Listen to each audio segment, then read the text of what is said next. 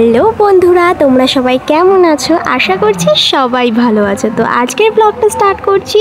আজকে আমরা যাচ্ছি বড়মার মন্দিরে পুজো দিতে।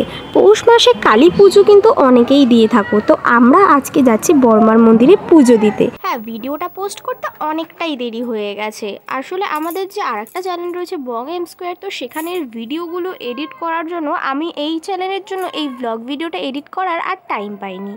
তো এইখানে দেখো, পুজো দিতে এসে এইখানে যা লাইন পড়েছিল, লাইন দেখে তো আমাদের মাথা খারাপ হয়ে যায়। শুরুতে একটু গঙ্গার ধারে যাওয়ার পর তারপর আমরা অনেক কষ্ট করে লাইনের শেষটা খুঁজে লাইনে দাঁড়াই। মন্দিরটা আমাদের বাড়ি থেকে খুব বেশি একটা দূরে না, তাই প্রায়ই কিন্তু আমরা মন্দিরে পুজো দিতে আসি। কিন্তু যেহেতু ব্লগ চ্যানেলটা আগে ছিল না আমাদের, তাই তোমাদের সাথে কোনো ভিডিও শেয়ার করতে পারিনি। আর এত ভিড় আগে আমি কোনো দিনও দেখিনি, এই ফার্স্ট টাইম কিন্তু আমি এইরকম ভিড় দেখছি। ফুল তো তোমরা অনেকেই পারো, কিন্তু এইভাবে কতজন পারো? 3 ঘন্টা আমরা লাইনে দাঁড়িয়ে আছি, আর তারপর আমাদের অবস্থা এমন হয়ে গেছে।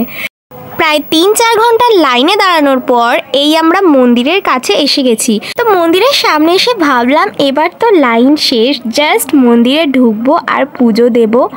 বাট না, এখানেও কিছু চেঞ্জ হয়েছে। আগে যখন আমরা পুজো দিতে এসেছিলাম, ভেতরে কিন্তু এই ব্যারিকেডগুলো ছিল না, এত লাইন হতো না, আমরা ডিরেক্ট ওইখান থেকেই মন্দিরে ঢুকে পুজো দিতে পারতাম। বাট এখন এখানেও একটা লাইন পড়ে। ঠাকুর যা করে মঙ্গলের জন্যই করে। আমরা কিন্তু দেরি হওয়ার কারণে আরতিটাও দেখতে পাই।